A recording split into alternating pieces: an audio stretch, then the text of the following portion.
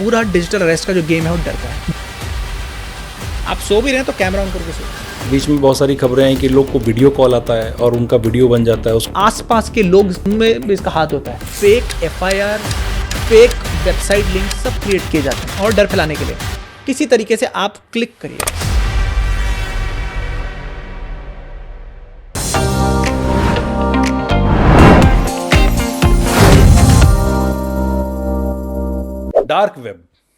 Dark web ये बोतल है। हाँ। अब मान लीजिए बोतल इंटरनेट है जिसको हम गूगल बोलते हैं। हमें लगता है इंटरनेट मतलब गूगल, ऐसा नहीं है। गूगल लगभग मैक्स मैं कहूँगा 5% भी नहीं है, बट लगा लीजिए चलिए 5% ऑफ इंटरनेट है। बचा बस 5%, बचा 95%। 95% में से आता है 15%। तो 15% आपके कुछ प्राइवेट नेटवर्क्स हो गए जो कुछ सरकारों ने बनाए, कुछ कंपनीज ने बनाए कि जहां वो सिर्फ बात कर सके। आपने बहुत बार देखा होगा कंपनीज के अपने अपने प्राइवेट नेटवर्क होते हैं जहां वो जो सेंसिटिव इन्फॉर्मेशन के बारे में बात करनी है उधर ही करते हैं।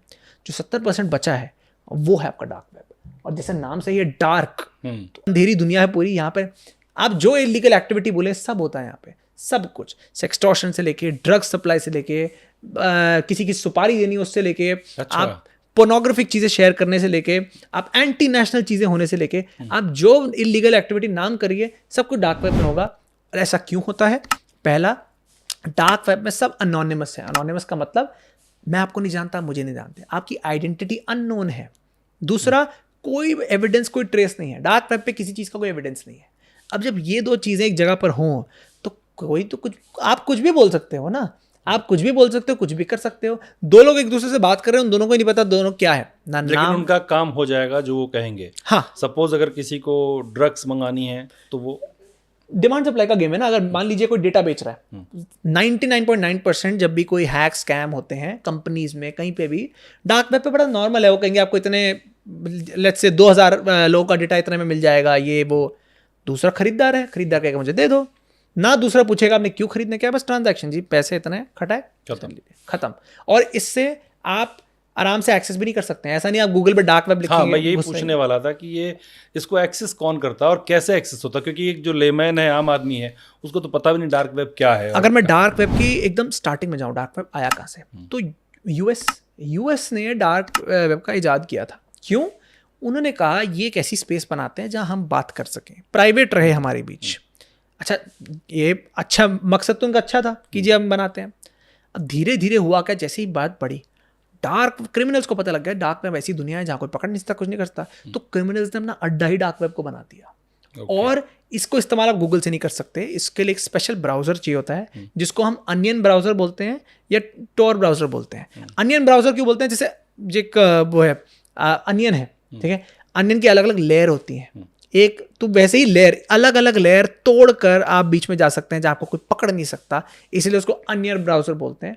लेकिन इतना मैं ज़रूर यूजर्स को कहूँगा, खासकर जो यूथ है हमारे, लोगों को लगता है डार्क वेब बहुत मतलब इंटरेस्टिंग स्पेस है। वहाँ मैं तो यही बोलूँगा आप एक्सेस करने की कोशिश भी मत करिए। पढ़ सकते हैं, पढ़िए ज़रूर होता क्या है, बट एक्सेस करने की कोशिश इसीलिए ना करिए, वो इतनी डार्क दुनिया है, आपको कुछ नहीं पता कब क्या हो जाए। मेरे दिमाग में एक सवाल आ रहा है, अभी आपने बातचीत थोड़ी देर कहा कि वहाँ पर ऑक्शन होते हैं, बोली लगती है लड़कियों की, ड्रग्स की।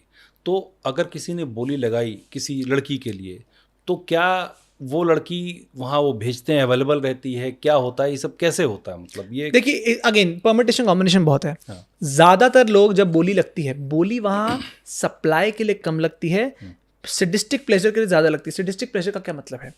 किसी को आपने पकड़ लिया, ऐसी मज़े मज़े में पकड़ लिया और बोली लगती है कि जी आप क्या करूँ मैं, इसको कैसे, इसको नुकसान कैसे पहुँचाऊँ। अच्छा, पैसे दे दिए, यहाँ छुरा खोप दो, कुछ पैसे दे दिए, हाथ पे कट मार दो। मतलब घिनौने काम जो आपको लगेगा मतलब जल्लादों की जगह होती है। वो वीडियो में दिखेगा वहाँ पर वीडियो कॉल हो रही है और लोग मज़े लेते हैं, लोगों को मज़ा आता है। ऐसे लोग भी हैं दुनिया में जो ये काम डार्क वेब से पहले नॉर्मल फिजिकल वर्ल्ड में भी होता था, जहाँ आप लोगों को ले जाएं, ये फ्रस्ट्रेटेड लोग हैं, अच्छा एक कोई बकरा है, चलिए जी करिए, मज़ा आ रहा है। तो कहने का मतलब ये डार्क वेब पे सारी इलीगल एक्टिविटीज़ होती है खुल्लम खुल्ला, आपको कोई पकड़ने वाला नहीं है और क्रिमिनल्स का अड्डा है वो। तो अगर क्रिमिनल्स का अड्डा है, आपको पता है कोई क्रिमिनल्स का अड्डा है, तो आप बेटर है आप अपनी दूरी बनाए रखिए, ना जाइए। ऐसे कितने यंगस्टर्स हैं मैंने देखा है, वो कोशिश करते हैं डार्क वेब में जाने की। इंटरेस्टिंग है, ज़रूरी नहीं कोई चीज़ इंटरेस्टिंग लग रही है वो चीज़ अच्छी हो। आपको पता है सारे ही क्रिमिनल्स अगर उधर हैं बैठे हुए तो मेरे हिसाब से तो जितनी दूरी बरती जाए उतना बेटर है। आपने कभी एक्सेस किया डार्क वेब? मैंने पर्सनली एक्सेस नहीं किया है, हाँ, लेकिन मैं एक प्रोफेशनल के साथ देखा ज़रूर है, क्योंकि मुझे भी पता है मैं चाहे इस फील्ड में काम ही क्यों ना करता हूँ, मैं भी फंस सकता हूँ, क्योंकि मैं प्रोफेशनल नहीं हूँ उस तक घुसने के लिए। एक साइबर, मैं लॉ की साइड से आता हूँ, साइबर लॉ साइड से आता हूँ, साइबर सिक्योरिटी स्पेशलिस्ट जो टेक में बहुत एक्सपर्ट है, उसका फिर भी वो डोमेन है कि वो घुस कैसे सकता है। तो मेरा एक दोस्त है, उसके साथ बैठ के मैं 2-3 बार एक्सेस कर चुका हूँ कि अच्छा देख चुका हूँ कि अच्छा डार्क वेब में होता क्या है प्रैक्टिकली। अच्छा, तो अगर ये डार्क वेब है, किसी के साथ कोई अपराध या क्राइम होता है इसके ज़रिए, तो इसमें पुलिस क्या कर सकती है, या जो भी हमारी एजेंसीज़ हैं वो क्या कर सकती हैं? डार्क वेब में ज़्यादातर देखिए किसी का क्राइम होता नहीं है। क्यों? आपको पता ही नहीं, पहली बात। दूसरा है कौन? आप क्राइम तो तब करेंगे ना, अगर मैं भी क्रिमिनल हूँ मुझे पता तो होना चाहिए दूसरा है कौन। साइबर बुलिंग जैसी चीज़ें आप कर सकते हैं, बट फिर आप पुलिस को भी क्या बताएंगे कौन था, क्या था, एविडेंस क्या है? इसमें कोई एविडेंस तो नहीं है। तो डार्क वेब क्राइम करने की जगह नहीं है, बट इतना ज़रूर है ये सप्लाई ड्रग्स, एम्यूनेशन, ये सब के लिए बेस्ट जगह है। वो ऐसी जगह है जहाँ आपको कोई पकड़ नहीं रहा। तो क्या इसको, इसमें टेररिस्ट एक्टिविटी भी होती है, टेररिस्ट भी यूज़ करते हैं इसको? बिल्कुल भर के एक्टिविटी होती है, बिल्कुल पता होती है। और हमारी भी नहीं, अलग अलग देशों की जो एजेंसीज हैं, जो इन्वेस्टिगेशन एजेंसीज हैं, वो भी डार्क वेब में रहती हैं पढ़ने के लिए, मैप करने के लिए। बहुत बार क्या होता है, अब तो ये कम हो गया, शुरू में क्या होता था, क्रिमिनल्स जो हैं वो, उनको लगता था खुल्लम खुल्ला डार्क वेब, तो आने वाली जो प्लानिंग कॉन्स्पिरेसी होती थी वो डार्क वेब में बातें करते थे। अच्छा, लेकिन आपको ये नहीं पता दूसरा कौन है। तो हमारी जो इन्वेस्टिगेशन एजेंसी वो भी कम नहीं है, वो भी मैं एक्सेस करते थे कि कुछ पता लग जाए तो हम पहले ही उस चीज़ को रोक सकते हैं, प्रिवेंट कर सकते हैं। तो मैं हमेशा बोलता हूँ, लोग कहते हैं हमारे ब्लेम करना आसान है, सरकार काम नहीं करती, पुलिस काम नहीं करती, किसी को नहीं आता कुछ, ये लोग बोलते हैं। 10 में से ना पीछे 7-8 हमारी साइबर क्राइम सेल है, अलग अलग जगहों पे अलग अलग काम हो रहे होते हैं। 10 में से 7-8 केस सॉल्व भी हो जाते होंगे, मिलते भी नहीं होंगे, जो न्यूज़ में नहीं आ रहे या पब्लिक डोमेन में नहीं हो रहे। 1-2 जो लीक हो गए या छूट गए वो न्यूज़ में आते हैं या फिर कोई पब्लिक डोमेन में आता है। और कितनी बार तो मज़े की बात यह है कि सोशल मीडिया के ज़माने में फेक न्यूज़ फैलाना आसान है। कितनी बार तो फेक न्यूज़ आ जाती है कि जी ये फ्रॉड पकड़ा गया, जबकि फ्रॉड कभी ज़िंदगी में नहीं हुआ होता। लेकिन भैया जी कि आपने फ्रॉड पकड़ा गया, बकरा कौन है? बकरा तो हमारी एजेंसीज हैं। तो एजेंसीज कोशिश ज़रूर कर रही हैं, बट लोग कम हैं, हमारे लोग कम हैं, रिसोर्सेज कम होने की वजह से, और दूसरी साइड पे क्रिमिनल्स के बढ़ते रहने की वजह से। और टेक्नोलॉजी तो देखिए बहुत तेज़ी से बढ़ रही है, एआई के आने के बाद क्राइम्स डबल ट्रिपल हो गए हैं। तो वो जो गैप है उस चक्कर में ज़रूर हम पीछे थोड़ा रह रहे हैं। ठीक है। अच्छा, मैं ये था कि जो इंडिया है वो एक तरह से देखा जाए, इतने केसेस आ रहे हैं डेली कि एक साइबर फ्रॉड का हब बनता जा रहा है। तो ऐसा क्यों? इसके पीछे क्या वजह है? इसका एक बेसिक लॉजिक है, सबसे ज़्यादा जो पॉपुलेशन हमारे नेशन की है, इंडिया की, हम चाइना को पार कर चुके हैं इस मामले में। यूथ सबसे ज़्यादा यहाँ पर है, इंटरनेट सबसे ज़्यादा सस्ता यहाँ पर है, और क्योंकि सस्ता यहाँ पर है तो यूसेज भी बहुत है, और यूसेज भी बहुत है। 5वां, लोग भोले हैं और केयरलेस हैं इंटरनेट में, उनको नहीं पता क्या सही है क्या गलत है, क्योंकि हमने कभी एजुकेट भी नहीं किया उनको। ना ये सब्जेक्ट स्कूल में पढ़ाया जाता है, ना इसको कोई प्रायोरिटी दी जाती है। जबकि मैं हमेशा ड्राइविंग का एग्जांपल देता हूँ, आप हैं, कोई भी है, या तो आपको गाड़ी चलानी आती है या गाड़ी में बैठे तो होंगे अगर चलानी नहीं आती। बेसिक नॉलेज तो है ना कि लाल बत्ती पे रुकना है, हरी पे जाना है। अगर हम क्या बोलते हैं, ड्राइविंग तब करो जब तुम्हें रोड पे बेसिक रूल्स पता हो, वो सब ठीक है। लेकिन अगर आप दिन के 8 से 10 घंटे इंटरनेट पर बिताते हैं, उसके बेसिक डूज एंड डोंट्स आपको नहीं पता, तो अर्थ का अनर्थ ही होने वाला है।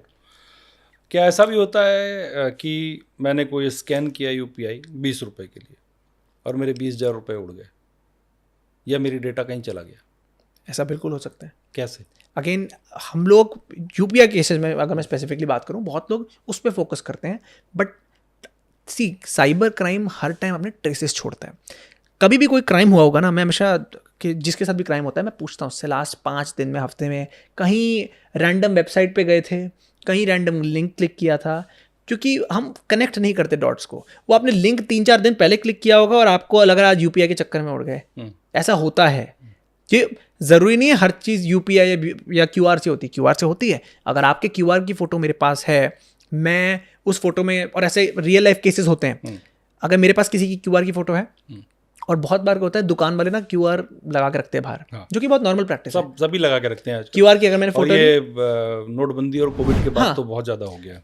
टेक्नोलॉजी का एक उसूल है, जहाँ कन्वीनियंस है वो तो अच्छी बात है, बट हर चीज़ के 2 पहलू होते हैं। तो कन्वीनियंस भी है तो वहाँ पर क्राइम रेट ज़्यादा होने के चांसेस भी है। मैं प्रैक्टिकल चीज़ बोलता हूँ, अगर मैंने किसी का, कोई दुकानदार है, उसके QR कोड की फ़ोटो ले ली, मैं गया, मैंने जो है उसको पैसे भेज दिए। पैसे तो आप किसी को भेज सकते हो, कोई रोक टोक तो है नहीं, मैंने भेज दिए पैसे। अच्छा, बहुत बार क्या होता है, और आपने सुना भी होगा स्कैम के बारे में, अच्छा पैसे भेज दिए, कोई कहेगा अरे बड़ी गलती से आपके ना 500 रुपये हो गए, आप ना मुझे प्लीज़ वो वापस कर दो। अच्छा, या तो आप उसको वापस कर रहे हैं, पहली बात आपको ये, हमें देख के लगता है कि जी 500 रुपये दे दिया, आपको ये नहीं पता उसमें मैलवेयर है या नहीं है, नंबर 1। नंबर 2, अच्छा जी अगर आपने वापस 500 रुपये दे भी दिए, फिर वो कहेगा, उसने फिर ट्रांसफ़र कर दिया आपको, आप कहोगे जी ये क्या है, वो कहेगा जी फिर मेरे को भेज दो। करते करते करते करते करते कहीं ना कहीं वो मैलवेयर कुछ देगा, या कोई साथ में लिंक दे देगा। मैसेज का ऑप्शन रहता है ना यूपीआई में, आप उसको क्लिक कर देंगे क्या है क्या नहीं है। और बहुत बार ये भी होता है, मैंने 5,000 रुपये दे दिए, अब आप बोलेंगे कि ओ सॉरी 5,000 रुपये दे दिए, मेरा ना यूपीआई कुछ, मेरे बड़ी यूपीआई में दिक्कत है, ये लिंक मैं आपको दे रहा हूँ, आप मुझे दूसरे जो है या तो पेटीएम से, गूगल पे से, दूसरे से मेरे को कर दीजिए। वो लिंक अगेन मैलवेयर लिंक, आप उसको क्लिक करेंगे, आपके सारे यूपीआई का एक्सेस मिल गया मेरे को। क्या ऐसा भी होता है कि यूपीआई का जो स्कैनर है उसके साथ भी लोग छेड़छाड़ कर दें, उसके अंदर कुछ कोड डाल दें या कुछ ऐसा कर दें जिससे डेटा मिल जाए? झूठा यूपीआई स्कैनर जरूर बनाया जा सकता है। एक QR कोड स्कैनर, तो क्या बोल रहा हूँ, QR कोड बनाया जा सकता है।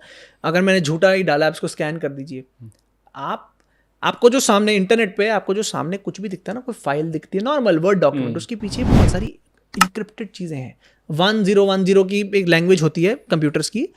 मैलवेयर ये सब आपके सामने नहीं आएंगे, ये छुपे होते हैं, फाइल्स के अंदर छुपे होते हैं। नकली चीज़ जैसे QR बना दिया, नकली QR में छुपे होते हैं, तो बहुत कुछ रहता है। लेकिन इतना ज़रूर है, जैसे मैंने आपको ये एग्जांपल दिया है कि QR से डायरेक्टली नहीं हुआ, बट इनडायरेक्टली स्कैम जरूर हुआ। QR मेथड बन गया आप तक पहुंचने का मेरा। तो वहाँ ऐसा नहीं है कि हर टेक्नोलॉजी का डायरेक्ट यूज़ होता है क्राइम में, इनडायरेक्ट यूज़ भी होता है, बट हाँ इफेक्टिव बहुत रहती है।